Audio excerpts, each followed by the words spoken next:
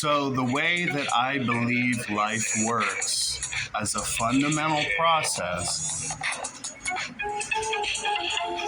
is that the amount of time required for information to be changed is the same amount of time that it takes the information to not exist in four-dimensional reality and somehow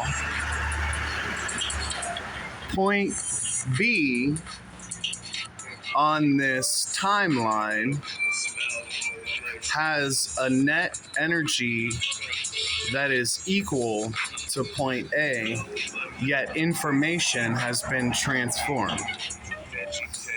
So if you look at the past, the future, and the present moment as three circles, what you're seeing is the creation of the future circle based on the disintegration of the past circle, and we are in the middle where it looks like we're going in a fluid line.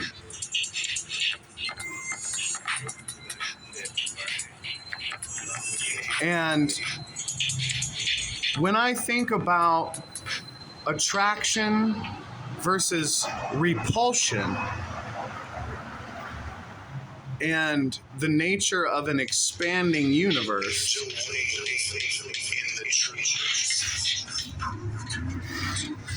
I go to the examples that seem like they have the most gravity, because human beings discover things, okay? We don't write the rules. The universe does. And we try to figure it out. Therefore, the information about how it works already exists, and we have to gain access to it. So with this principle, I try to justify my belief that it's more of a magnet that is attracting us to it, as opposed to a series of reactions based on choices. Because when you think about the cascade of effects that happen when any decision is made, it doesn't take long to realize that after 100 years, let alone 14 billion years, the universe would have turned into chaos soup by now.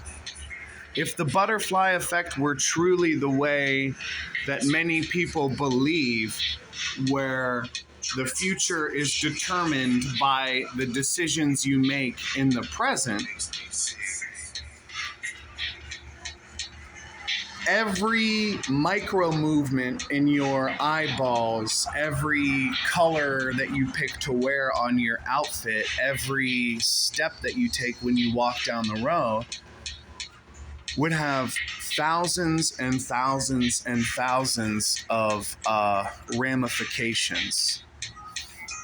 And when you look at things on a quantum level, you know, they are grid-like and very clear, whereas things like a tree dropping a leaf is wobbly, it's messy, it's...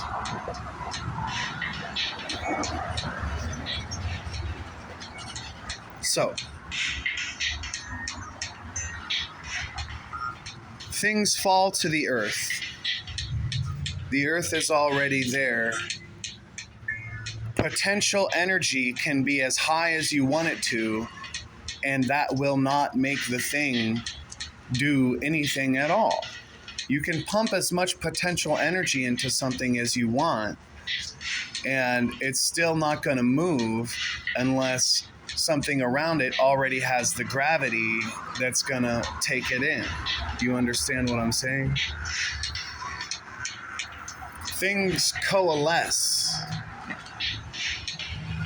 and patterns become more easily recognizable. Death is an inevitability that is already here before you are even born. It is determined that if you are, you will die. So these are all examples of what is pointing towards my belief, which is that the future exists with just as much realness as this moment now. And its functionality is to take little pieces of information from this moment as it becomes the past and puts them where we are now. Life is like a big machine like that. That's essentially how time works, in my opinion. And that's not to say that there's no free will. Even if there's not infinite time and space, there's enough of it that a 73-year-old human being can have the room to make choices. There's enough room in this algorithm for us to influence the way things play out, obviously. But the future is not determined by the actions in the moment. It already exists and functions on laws and rules, much like the physical laws of the Newtonian world. And it's real already, no matter what happens. We just kind of drive it